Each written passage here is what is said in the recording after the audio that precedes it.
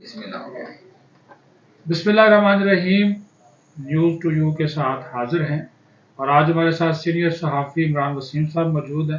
Supreme court اور social media پہ بھی آپ ان کو دیکھتے رہتے ہیں، بڑے ایکٹیو رہتے ہیں، اپنے دوستوں کے ساتھ ان کے بھی وہ کیا نا وہ نوک جوک جو ہے وہ ہوتی رہتی ہے۔ تو کیسے ہیں وسیم صاحب؟ ٹھیک ہیں؟ بہت اللہ کا تو یہ کچھ ترمیم کا بتائے یار، یہ صحیح پھانسی گیا ہے کہ مولانا مان نہیں رہا اور جناب وہ لگ رہا ہے کہ کام کوئی اور طرف ہی جا رہا ہے۔ صدیق صاحب بہت بہت شکریہ، آپ نے سینئر صحافی کہہ دیا۔ اب دوست کہہ دیتے ہیں، وہ ان کی اپنی محبت ہے۔ ویسے ہم آپ سے بڑے جونیئر ہیں، آپ کو ہم دیکھتے بھی رہے، ہم اس وقت میڈیا میں نہیں تھے، آپ کو اس وقت ہم میڈیا میں دیکھتے تھے۔ اور جو آئینی ترمیم کا آپ نے سوال کیا، مجھ سے بہتر آپ جانتے ہیں کہ چل کیا رہا ہے، لیکن چلیں آپ نے سوال پٹ کیا ہے تو ظاہر سی بات ہے کہ ایک ملٹیپل اوپینین آ جاتی ہے۔ تو صدیق صاحب آپ بھی سمجھتے ہیں، میں بھی یہ سمجھتا ہوں کہ جو پورا زور لگایا جا رہا ہے نا کہ منصور علی شاہ صاحب کا نوٹیفیکیشن جاری ہو جائے، یا جو سوال اٹھایا جاتا ہے کہ منصور علی شاہ صاحب کا نوٹیفیکیشن کیوں نہیں جاری کیا جاتا، ایک تو یہ سوال کرنے والوں پہ مجھے حیرانی اس بات کی ہوتی ہے کہ جب حکومت ایک آئینی ترمیم کرنے جا رہی ہے، تھوڑی ہے زیادہ ہے جیسی بھی ہے، تو حکومت کے کچھ ذہن میں تو ہے، حکومت کے کچھ ذہن میں تو ہے اور وہ بتا بھی نہیں رہے، کچھ چیزیں عیاں بھی ہیں، آپ بھی اندازہ لگا سکتے ہیں۔ ذہن میں تو یہی ہے نا کہ منصور علی شاہ کو یا منیب کو نہیں بننے دینا۔ بالکل بالکل ذہن میں یہی نظر آ رہا ہے، لیکن اس میں دیکھیں نا کہ ابھی جو ایک اور چیز چل رہی ہے، مولانا صاحب کہتے ہیں جی وہ بینچ بنا دیں، کانسٹیٹیوشن بینچ بنا دیں، یہ کہتے ہیں وفاقی آئین حکومتی اتحادی سیاسی جماعتیں کہتے ہیں جی آپ کانسٹیٹیوشن کورٹ بنا دیں۔ اب اس کے اوپر جو اختلاف موجود ہے یا جو ایک رکاوٹ ہے، اس کو عبور آپ نے کیسے کرنا ہے، اس کو آپ نے پار تو جانا ہے۔ اب اس میں ظاہر سی بات ہے کہ مولانا فضل الرحمان صاحب کے رویے میں لچک بھی ہے، اور مولانا صاحب کہہ بھی چکے ہیں کہ کچھ لے اور دو کی بنیاد پہ ہوتا ہے۔ مولانا ہمیشہ لینے دینے پہ جو ہے نا زیادہ یقین رکھتے ہیں سیاسی انداز میں۔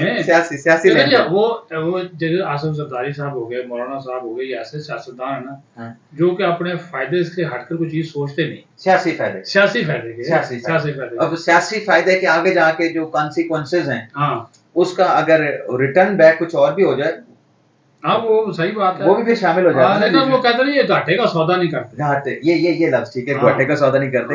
اب یہ جو ہمارے دوست بات کر رہے ہیں نا کہ منصور علی شاہ صاحب کا نوٹیفیکیشن اتنی تاخیر کا شکار کیوں ہو رہا ہے، تو میری جو اس کے اوپر رائے ہے نا، مجھے یہ لگتا ہے کہ حکومت منصور علی شاہ صاحب کو نہیں لانا چاہتی، وہ تو نظر آ رہا ہے منصور علی شاہ صاحب کو نہیں لانا چاہتی۔ آئینی ترمیم کے ذریعے آئینی عدالت بنے یا آئینی عدالت نہ بنے، مولانا صاحب کی فلیکسیبلٹی اتنی سامنے آتی ہے، نہیں آتی کہ وہ آئینی ترمیم پہ نہیں آتے، آئینی عدالت پہ نہیں آتے، تو پھر ایک آپشن اور بھی ہے۔ اچھا وہ اس پہ آ گئے، ججز تقرری 18ویں ترمیم کے مطابق کرنے کے اوپر جو ہے وہ آ گئے ہیں، ان کے جو مسودہ ہے اس میں یہ چیز موجود ہے کہ جو ہے وہ اس کو آئینی بینچ اور آئینی عدالت والا معاملہ کا جی بعد میں لے جائیں، اس کو آپ پہلے کر لیں، آج اس کا بھی فیصلہ ہو جانا۔ ویسے چلے وہی نا، اس میں اب جو مطلب جو سمجھانے کی چیز ہے، بتانے کی چیز ہے، وہ نہیں ہوتی۔ جو لوگ زور لگا رہے ہیں بھی آئینی ترمیم نہیں ہو رہی، آئینی ترمیم اگر نہیں بھی ہوتی، ججز کی اپوائنٹمنٹ کے حوالے سے یہ ترمیم کریں گے، اور اس میں جو چیف جسٹس کی اپوائنٹمنٹ جیسے ہائی کورٹ کی چیف جسٹس کی ہوئی ہے پچھلے دنوں، وہاں پر تو سینئر پیونی جج کی کوئی قدر نہیں، آپ اس میں سے جس کو بھی چاہیں لگا سکتے ہیں۔ وہ پورا کو لگایا نا، پینل نمبر پہ تھی، ہاں نہیں 5ویں نمبر پہ تھی، ان کو chief justice Lahore high court لگا دیا گیا۔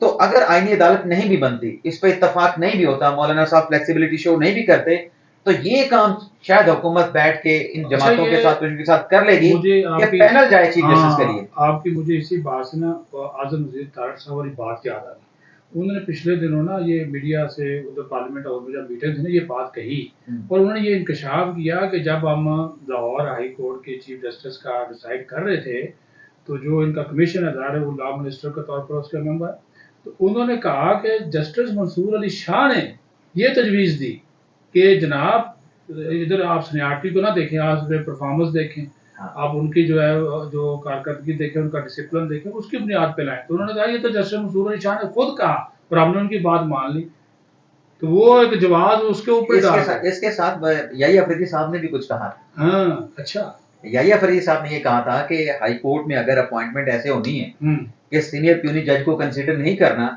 تو انہوں نے میری رائے یہ ہے کہ جب نیچے سے بندہ اوپر آ جائے اور چیف جسٹس بن جائے اور سینئر ججز سپرسیڈ ہو جائیں صحیح تو پھر ان کو ریٹائر ہو جانا چاہیے, وہ ان کو گھر چلے جانا چاہیے. آرمی جنرلوں والا صاحب, آرمی جرنیلوں والا صاحب, سپرسیڈ. کیونکہ یہ یحییٰ فریدی صاحب نے اس لیے رائے دی کیونکہ آج کے حالات کا کسی کو پتا نہیں کہ آج کیا صورتحال بننی ہے, یا جب یہ اجلاس مارچ میں ہو رہا تھا تب آگے کیا ہونا کسی کو پتا نہیں تھا, کیا حالات بننے ہیں. اس وقت یہ ججز نے اپنی رائے دی.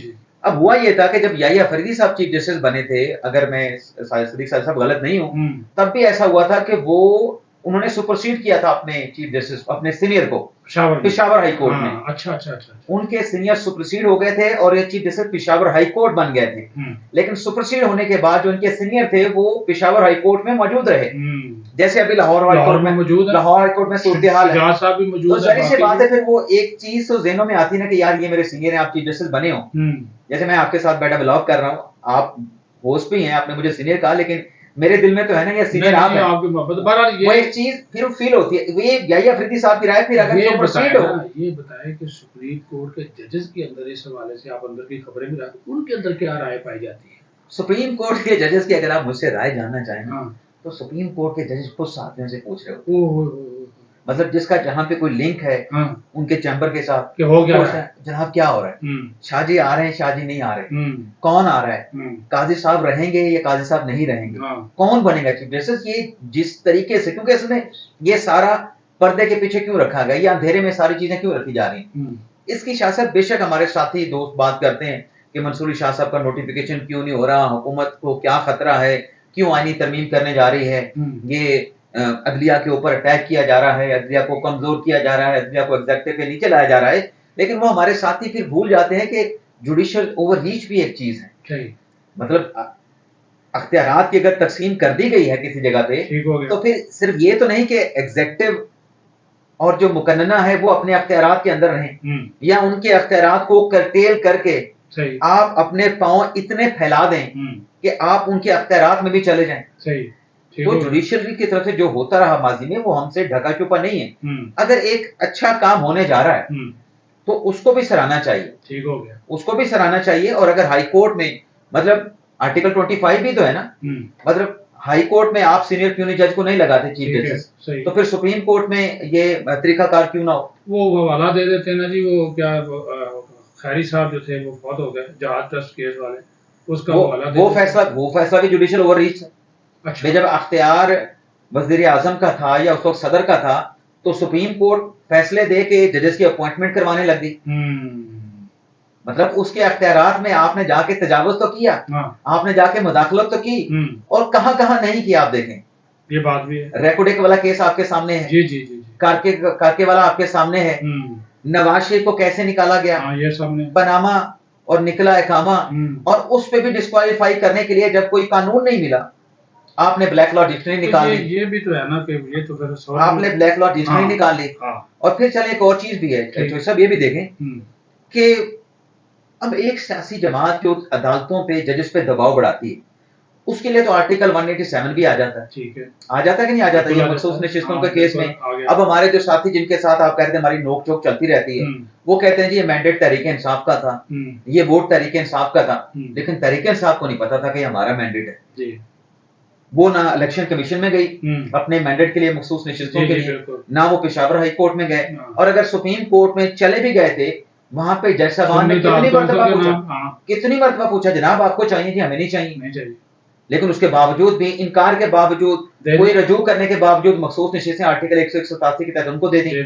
ان کے لیے تو آرٹیکل 187 استعمال ہو, لیکن جو عوام کا منتخب وزیر اعظم ہو اس کے لیے 187 استعمال ہو, اس کے لیے بلیک لا جس میں نکلا ہے. اصل میں یہ بھی تو دیکھنا ہے نا, اداروں کے اختیارات اور اداروں کے پاورز کی جنگ ہے اس وقت, کون طاقتور ہے. اب قاضی فائصل صاحب سے ان کو شکوہ کیا ہے. قاضی فائصل صاحب نے عمران خان صاحب کا ڈائریکٹلی تو کوئی کیس نہیں سنا. اپیل میں صرف وہ نیب ترامیم والا سنا, کیونکہ اب اپیل میں سننا ہی سنا تھا کیونکہ پہلے ایک راؤنڈ ہو چکا تھا. اس کے علاوہ تو ڈائریکٹلی کوئی کیس بھی نہیں سنا اور عمران خان کے خلاف کوئی فیصلہ بھی نہیں دیا. بالکل نہیں دیا. مسئلہ یہاں پہ یہ ہے کہ قاضی فائصل صاحب میرے خیال میں جب سے میں نے سپریم کورٹ کی رپورٹنگ شروع کی ہے 2011 سے, ہم نے یہ تو دیکھا ہے کہ عدلیہ کی طرف سے پارلیمنٹ کے اوپر چیزیں تھوپی گئی ہیں, چیف جسٹس صاحبان کی طرف سے, ججز کی طرف سے. قاضی فائصل صاحب نے پارلیمان کو ریگارڈ دیا, पार्लियामान को इज्जत और तकरीम दी। आपको याद होगा वो कौमी असेंबली में जाके बोले, उन्होंने खिताब किया बकायदा पे तौर पे, आइन की किताब भी किया। आप एक देखें कि ताहियात नाहिली का और वो पार्लियामेंट की कानून साजी का हक जो है वो तस्लीम करते हैं, जो कि बाकी नहीं करते, तस्लीम करते हैं। ठीक है जी। अच्छा, तशरीह के नाम के ऊपर कानून उड़ा देते हैं, तशरीह के नाम के ऊपर रीराइट जो करना है वो उसके बिल्कुल खिलाफ। 63A में जुडिशियल रिव्यू होनी चाहिए। वो काजी साहब भी कहते हैं कि जुडिशियल रिव्यू होना चाहिए। अगर बुनियादी हकूक के खिलाफ है तो वो सेक्शन उड़ना चाहिए, बिल्कुल सही, वो सेक्शन उड़ना चाहिए, लेकिन पूरा पूरा कानून उड़ा देना ये तो पार्लियामेंट की तौहीन है। इस वजह से आप काजी फैसल ने कितने सो मोटो लिए, कोई दरखास्त नहीं आई, सो मोटो ले लिया, या दरखास्त आई उसके ऊपर सुन के ऐसे ऑर्डर दे दिए कि जुडिशियल ओवररीच हो गया या आपको जुडिशियल मार्शल लगा वो नजर आए। ये चाहती है जी कि चेक एंड बैलेंस हो, लेकिन अपने ऊपर चेक एंड बैलेंस के खिलाफ है। यही तो बात है कि अपने ऊपर चेक एंड बैलेंस, अपने वो कहते हैं जी हम सुपीरियर हैं, लफ्ज़ सुप्रीम आ गया, वो कहते हैं जी हमें कोई नहीं वो करने वाला। ये इसी चीज की तो बात हो रही है ना कि जब आप ठीक है ना, और बाकी कहते हैं जी आप एहतसाब के कटहरे में भी आए, आप हमारे कटहरे में भी आए, आप कानून के कटहरे में भी आए, लेकिन खुद जो है वो खुद इन चीजों के जो है वो खिलाफ। अरे चल इसकी और मिसाल ले लेते हैं ना, ये जो आपने कहा ना कि निगरानी नहीं होनी चाहिए कि हमने होनी चाहिए ना जी। अच्छा, जो असलियत बात सुने, हमारे ऊपर आपको याद होगा, मुझे याद आ गया, क्या जरूरत थी जस्टिस एजाजुल एहसन को निगरान जज बना दिया कामा वाले फैसले में, तो ये निगरानी करेगा, बनाया ना, बनाया, खुद इनकी निगरानी है। तो पार्लियामेंट गए तो कहते हैं पार्लियामेंट का इस्तेहकाम नहीं, पार्लियामेंट का इस्तेहकाम, बिल्कुल सही कह रहे हैं। और उसमें भी आपको बताऊं, अब आपने वो एजाजुल एहसन साहब वाले निगरान जज का मामला भी छेड़ दिया। जब ये रेफरेंस 3 बनाने का हुक्म दिया ना, तो जो नून लीग के शरीफ खानदान के वकला थे वो गए थे नीचे एहतसाब अदालत, ठीक है, कि ये तीनों रेफरेंसेस में जो एलिगेशंस लगाए गए हैं वो एक ही नोयत के, ठीक है, आप इनको यकजा कर दें या यकजा नहीं करना तो आप सबको सुन के फिर एक साथ फैसला करें। बिल्कुल सही।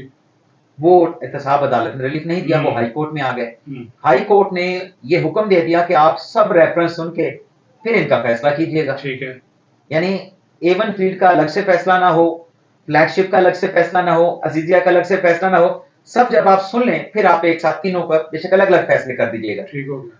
अब उसमें आपको याद होगा 6 माह दिए गए थे एहतसाब अदालत को, जब 6 माह दिए गए, 6 माह गुजर गए, तो फिर वो एहतसाब अदालत रजू सुप्रीम कोर्ट से करती थी हमारी मयाद बढ़ा, ऐसा ही। तो उस मयाद बढ़ाने की एक दरखास्त में साकिब निसार साहब थे उस बेंच में, हेड कर रहे थे एजाजुल एहसन साहब थे, और इलेक्शन करीब आ चुका था, 2018 का इलेक्शन करीब आ चुका था।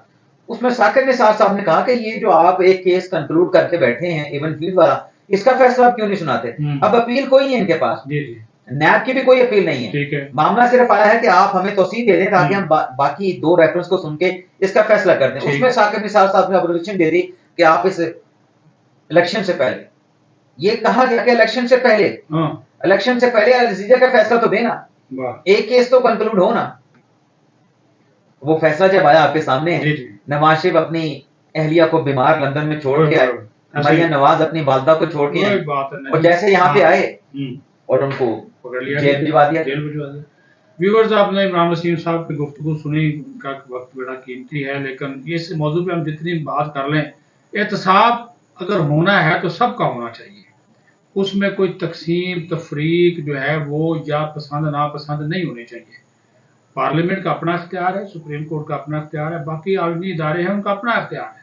जब तक ये मुदाखलत का सिलसिला है दूसरे के में आप बंद नहीं करेंगे, ये मुदाखलत का सिलसिला सिर्फ एक बात कहूंगा, एक वजह से बंद हो सकता है जब आप एक दूसरे को एहतराम देंगे, एक दूसरे के जो अख्तियारात हैं उसका रिगार्ड करेंगे। जी, आखिरी बात उन्होंने कर दी, इसी के साथ हम दोनों को इजाजत दीजिए। अल्लाह हाफिज।